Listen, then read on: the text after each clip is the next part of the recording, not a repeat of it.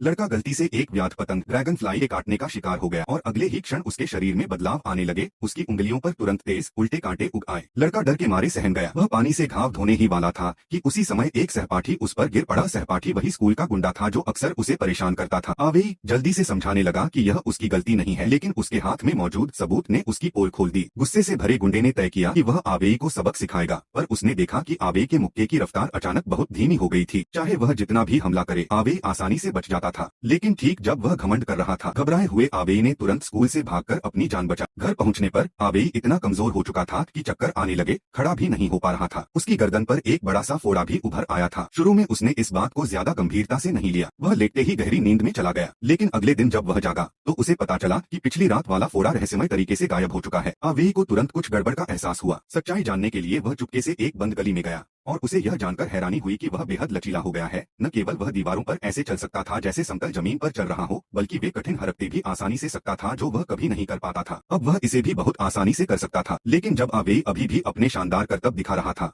तभी उसे सड़क पर कार के तेज हॉर्न की आवाज सुनाई दी। उसी समय एक बड़ा ट्रक ब्रेक फेल होने के कारण सड़क पार कर रही एक बूढ़ी औरत की ओर तेजी से आ रहा था। यह देखकर आवेई तुरंत उसकी ओर दौड़ा और उसे एक धक्का देकर बचा लिया। सड़क पर मौजूद लोगों ने सोचा कि वह खुद शायद मर गया होगा, लेकिन हैरानी की बात यह थी कि आवेई को जरा भी चोट नहीं आई, मगर जिसे उसने बचाया था वह बूढ़ी औरत तो बुरी तरह घायल हो गई थी।